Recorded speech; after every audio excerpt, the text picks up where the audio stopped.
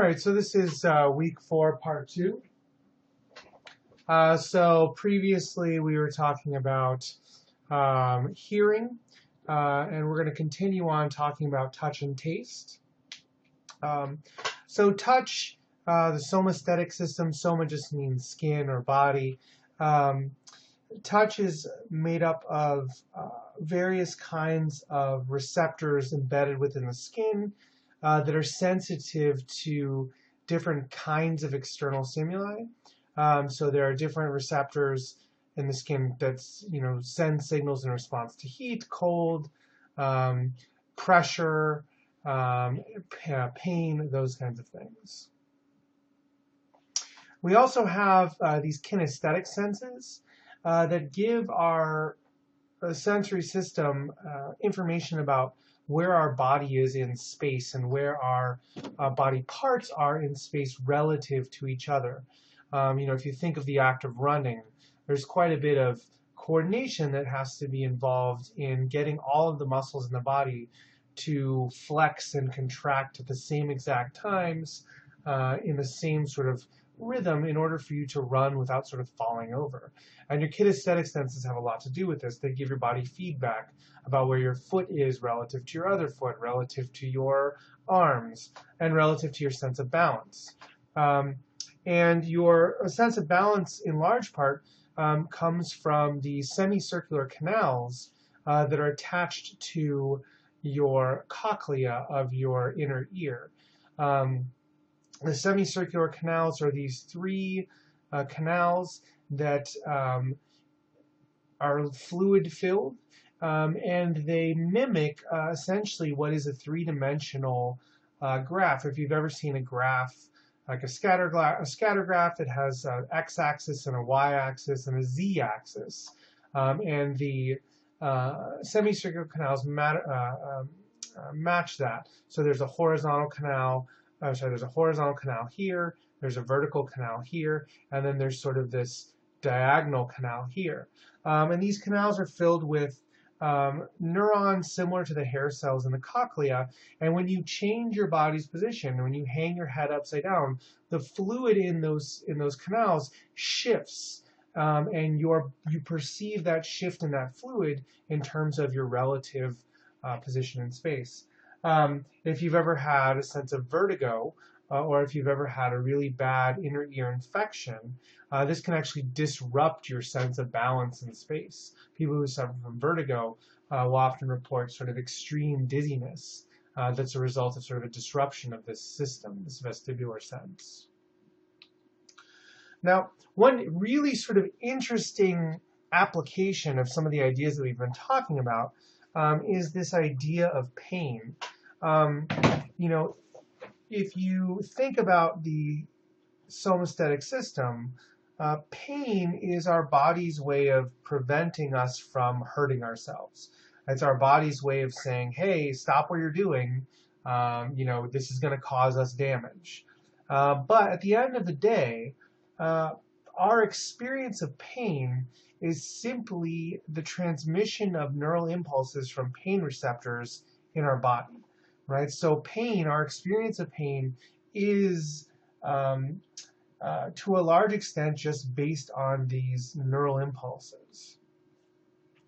And there's this interesting theory called gate control theory, which suggests that our spinal column has a series of neurological gates that sort of moderate the amount of pain that we experience, right? So if you've ever had or you've seen movies of soldiers in war, for example, people getting shot and continuing to drag their friends to safety or continuing to engage the enemy, these kinds of things. This kind of behavior makes sense when you think about the function of pain, right? The function of pain is to prevent you from hurting yourself. But if you are, being chased by a lion, if you have been shot and you are in an emergency situation where your life is still in danger, feeling that pain in that moment does not actually necessarily enhance your survival, right? Feeling that pain in that moment might actually inhibit your survival. So gate control theory suggests that that our body has these built-in mechanisms where if sensing pain is no longer adaptive, it is not going to help you to escape the lion, to feel the pain of the puncture wound in your leg, that your brain, your spinal column can actually block those pain sensations, those neural impulses, and you literally do not feel pain. Okay. So again, this is another example of this idea that sensation is not equal to perception, right? Our perception of pain is as much influenced by how we perceive the pain as it is by the actual physical neural impulses coming from our skin. If you've ever seen anyone with little kids, you've seen this in action.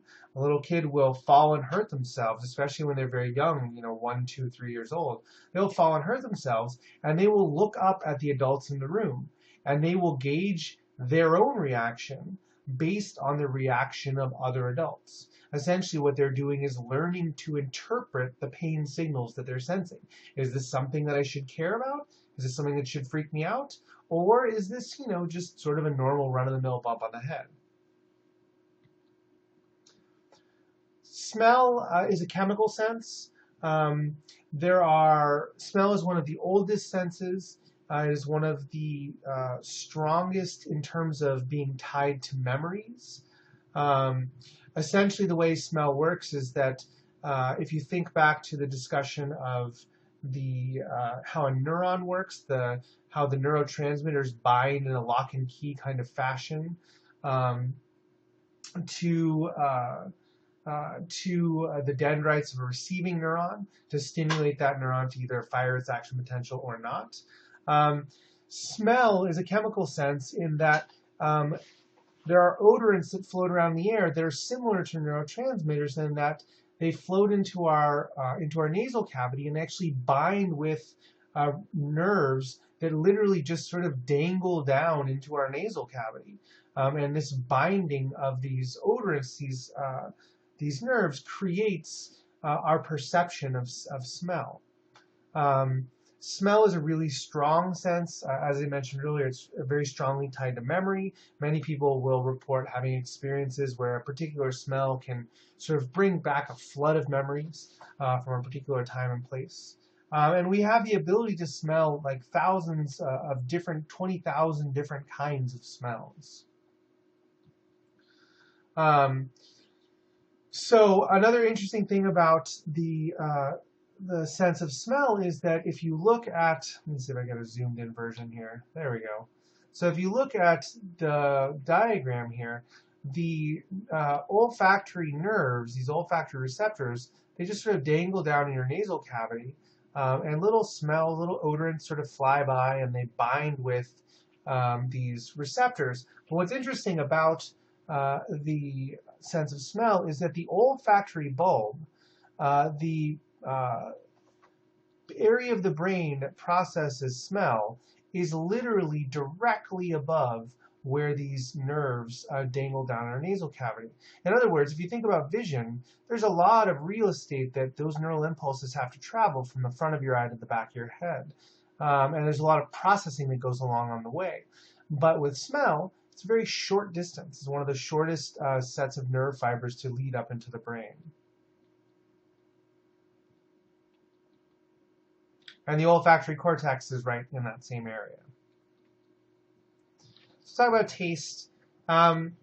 Taste is a chemical sense, just like smell. We have taste receptors built into our tongue. They bind to various flavors in a similar way that smell does, in a similar way that neurotransmitters do.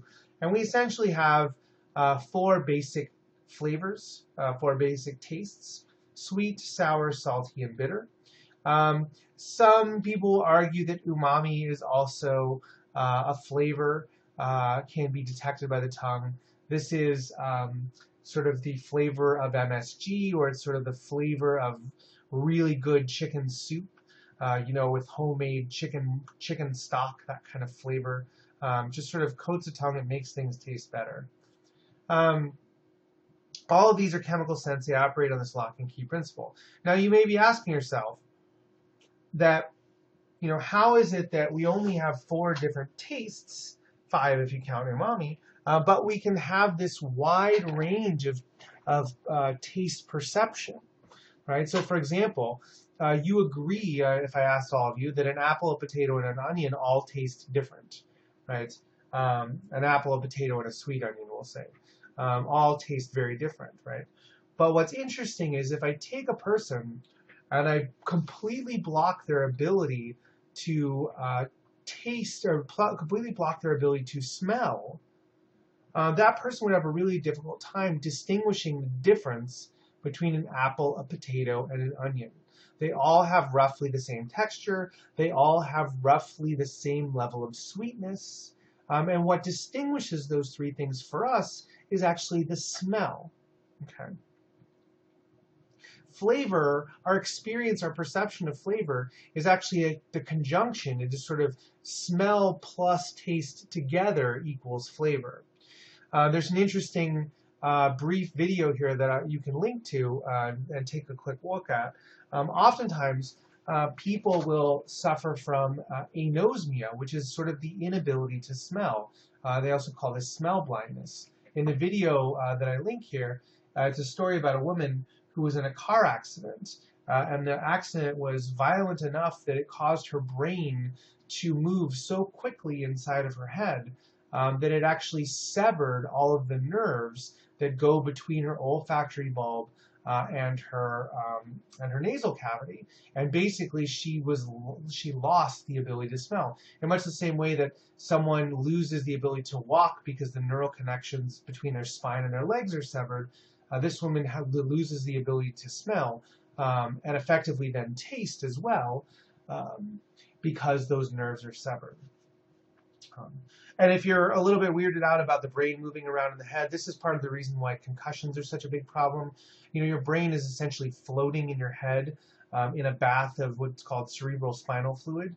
And the brain can move around a little bit.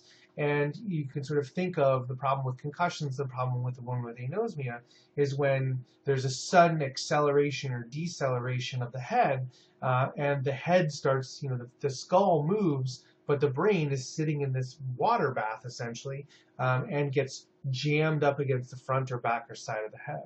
And this is what causes concussions and also can cause anosmia. So sensation, we've talked about a lot about sensation. I spend a lot of time on sensation, not as much on perception, but you can read about some of these things in the book. Perception is how we organize and interpret information, and I like to do just a little activity for you guys. You can play along at home. What I'd like for you to do is click on this link here that says inattentive blindness. And what's going to happen is video is going to come up, and you're going to see several people passing a basketball.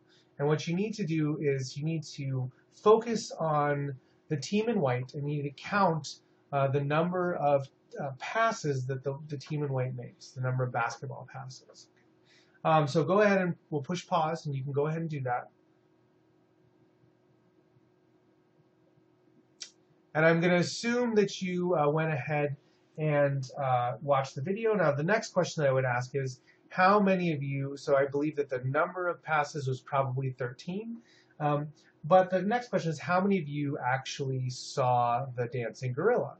When I do this in my face-to-face classes, usually about 10 to 15% of students will see the dancing gorilla, and the rest of the students will completely tune out the dancing gorilla. And this is an example of attention, selective attention, and perception. Right? We are really only consciously aware of what we're focusing on in that moment. Think about the example of, what does the inside of your mouth taste like? You're not thinking about what it tastes like until I make you consciously aware of it by asking. And so what's happening in this inattentive blindness example is that by paying close attention to the number of passes, we're actually tuning out all kinds of other sensory information. Right? It's as if your brain is just sort of ignoring the sensory information related to the gorilla that's doing the moonwalk through the screen, and you literally don't even see it. Right? So again, this is another important distinction in terms of the sensation and perception. It is not that your brain didn't actually process the information about the gorilla that's moving through the screen, right? That information got processed. That light bounced off the screen and hit your eyes and was processed in your occipital lobe and up on into the higher order levels of the brain, right? But it was not served up to conscious awareness because that's not what you were paying attention to. So I hope that's a good example of the difference between sensation and perception. So a whole lot more about perceptual organization and those kinds of things in your text. But that's it for this week in terms of sensation and perception, and I'll see you next week.